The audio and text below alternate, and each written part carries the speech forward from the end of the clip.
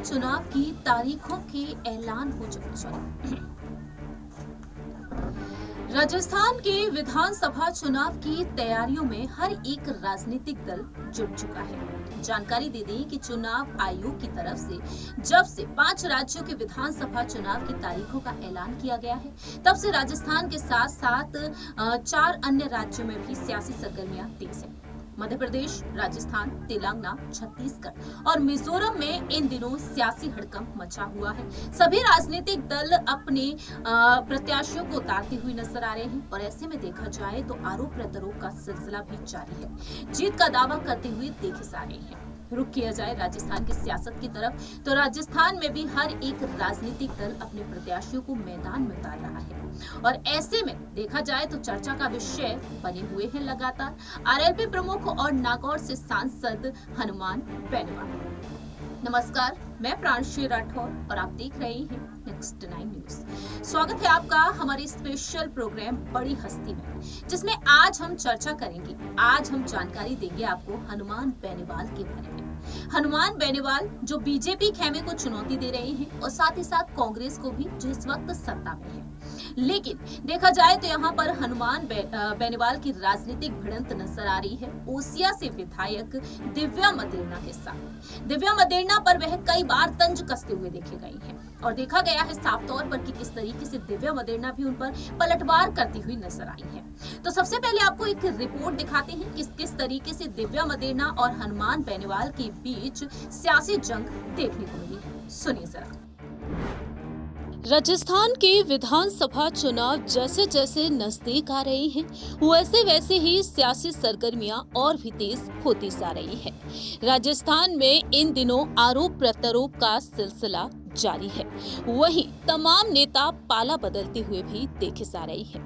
ऐसे में देखा जा रहा है कि किस तरह से यहाँ पर नेता दावा कर रहे हैं अपने राजनीतिक दल की जीत को लेकर कि उनकी पार्टी इस बार के विधानसभा चुनाव में जीत हासिल करेगी।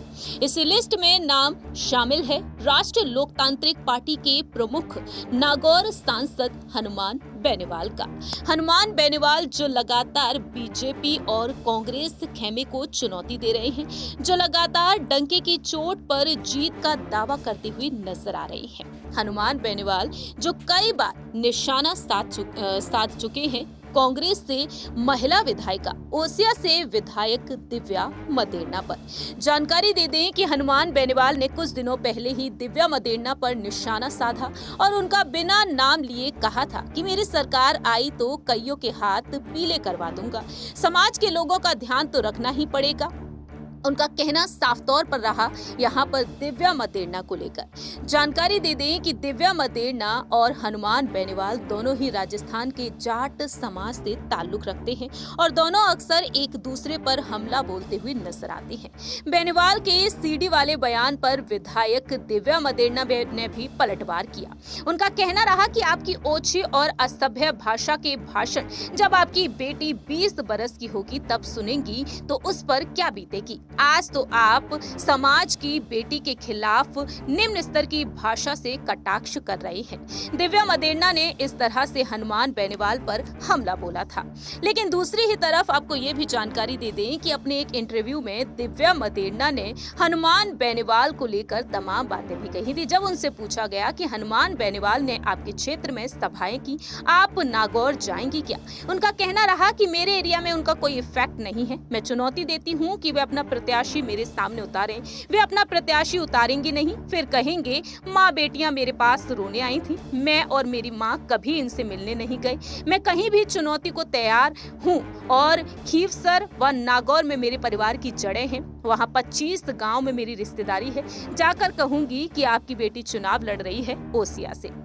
इस तरह से दिव्या मदेरणा ने डंके की चोट पर अपनी बात रखी थी और अब देखा जाए तो राज्य भर में सियासी सरगर्मियां तेज हैं।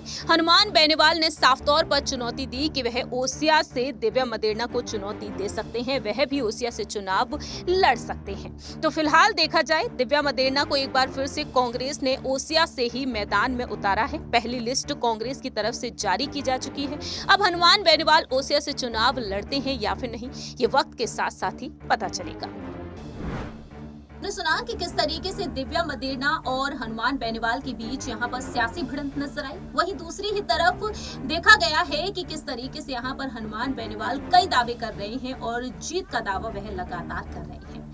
ऐसे में देखा जाए चुनाव जहां एक तरफ नजदीक है और वहीं दूसरी ही तरफ देखा जाए तो इन नेताओं को लेकर तमाम खुलासे भी हो रहे हैं। इस रिपोर्ट के जरिए आपको बताने जा रहे हैं हनुमान बेनीवाल, उनके परिवार और उनकी संपत्ति के बारे में। देखिए,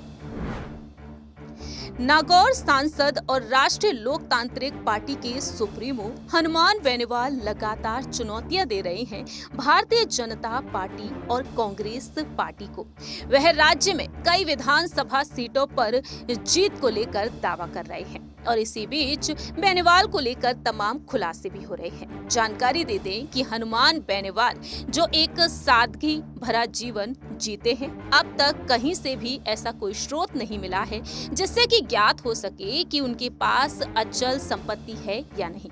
फिलहाल आपको बता दें कि हनुमान बेनीवाल के पास कोई अचल संपत्ति नहीं है, ये दावे किए गए हैं। आपको जानकारी दे दें कि हनुमान बेनीवाल की संपत्ति को लेकर जो सच सामने आया है, रिपोर्ट्स के मुताबिक दावा किया जाता है कि इनके पास कुल 33,84,000 संपत्ति है।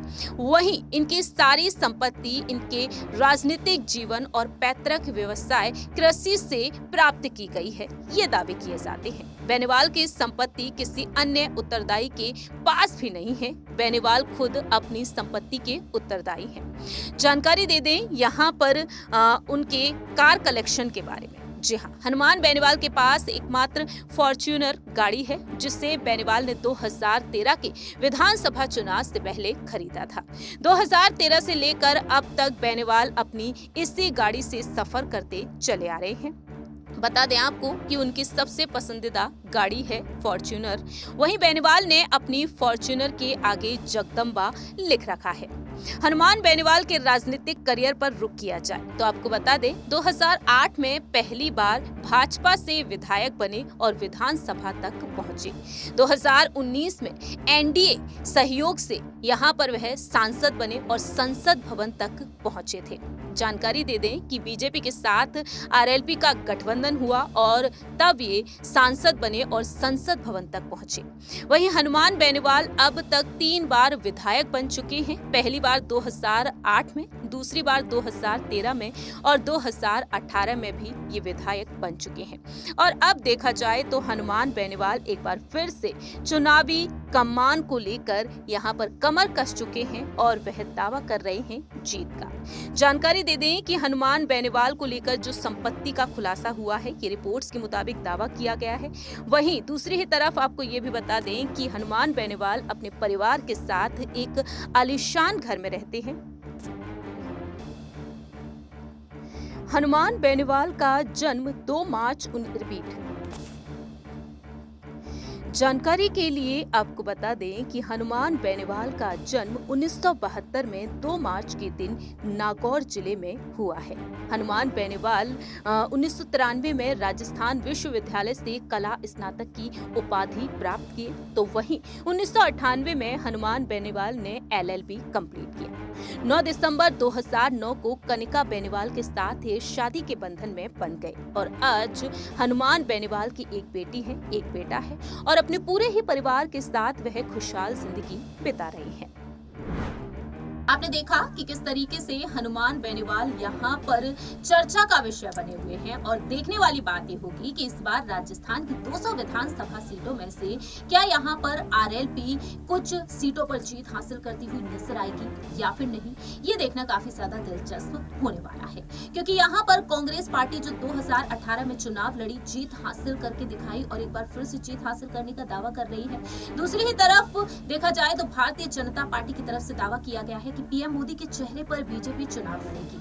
अब ऐसे में सीएम फेस को लेकर सस्पेंस बरकरार है बीजेपी में और इसी बीच यहाँ पर हनुमान बेनीवाल लगातार चुनौती दे रहे हैं। उन्होंने तो साफ तौर पर कांग्रेस नेता सचिन पायलट को भी चुनौती दी और यहाँ पर सलाह भी दी कि आप कांग्रेस पार्टी छोड़िए। जब सचिन पायलट को लेकर अटकलें तेज थी कि कहीं ना कहीं वह बगावती सुर अपना सकते हैं, कहीं ना कहीं वह बीजेपी की तरफ रुख कर सकते हैं, उस वक्त बेनीवाल का कहना साफ तौर पर रहा कि सचिन पायलट को अब अपनी पार्टी का गठन करना चाहिए और हम उनके साथ खड़े हुए हैं, हम उनका साथ देंगे। इसको लेकर भी बेनीवाल काफी ज्यादा सुर्खियों में रहे। तो आने वाले दिनों में देखना होगा जब 25 नवंबर के दिन राजस्थान में मतदान होंगे और 3 दिसंबर को नतीजे सामने आएंगे। आखिरकार कौन सी पार्टी बाजी मारती हुई देखी जाएगी। इस खास प्रोग्राम में इतना ही। बाकी तमाम अपडेट्स के लिए आप देखते रहिए नेक्स्ट 9 न्यूज।